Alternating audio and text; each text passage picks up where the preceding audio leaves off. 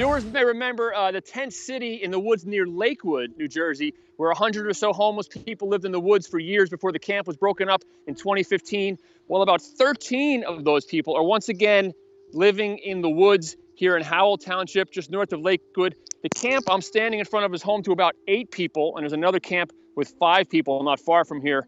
These are people who are mostly working, but just not earning enough to afford an apartment. That's according to Minister Steve Bingham. He was the leader of the Lakewood tent city, and he's the de facto leader of this place, and he lives here himself. That's a very nice community. The township of Howell, is very compassionate and letting people that want to do the right thing, want to work, allowing a place like this to exist. And I think it's the American way, trying to help the individual that really wants to do the right thing. Now, last week, the township officially sanctioned these camps with some caveats. They want the 2 camps combined into 1 camp with no more than 15 people, and they need to get some porta-johns. But I took a tour here, and really, I have to say, if I found myself in this situation, if I found myself homeless, I would find this much more a better option than a homeless shelter. It's quiet, it's peaceful. Minister Steve enforces strict rules about alcohol and behavior. And even in the pouring rain, these tents were warm and dry. Yeah, it's toasty in here. Yes. Yeah, you turn the heat down. You want me to turn the heat down? No. I'm just okay. nice. It's nice. Come on in. Oh, yeah, it's nice and comfortable. Oh, it's all right here. Very nice. Camp is quiet by 9 o'clock. I'm usually working, but there's no work today. But yeah. So this place is a little more stable for you. Yeah. Being in a place like this. Yeah. Oh yeah.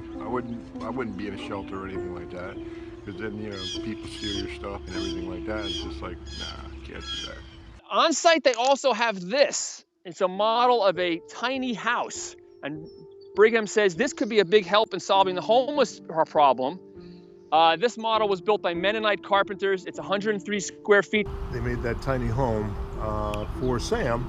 The only problem is, it's 103 square feet. State minimum for square footage for a house is 150, and they lowered that from 300 not too long ago. And that's a law that he and other homeless advocates are hoping to have changed to maybe use these tiny houses as a solution to this problem down the line.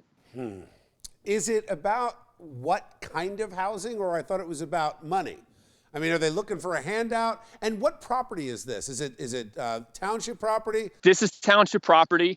And these are people who say they're not looking for a handout and are not, in most cases, eligible for a handout. But it's not theirs. They're not paying any rent. They don't own it. I mean, they're squatting on public property. Tent cities are a black eye on New Jersey. They make the U.S. look like a third world country. That's why we created homeless shelters. It's unfortunate that people don't feel safe enough to live in those spaces. With the minimalism trend really sweeping across the nation, I could see millennials and people, just like Brian said, who aren't making a lot of money moving to this sort of lifestyle because it cuts out all the big bills. Well, I think it's fraught with peril down the line because you've got 15 people now. You certainly have more than that amount who are homeless. I mean, there were well more than 100 people living in the Lakewood tent city. So it's one of these things that I don't see how they sustain it. At some point, the town's going to have to throw them out. But we'll be doing that. We'll be doing that story in 2 years.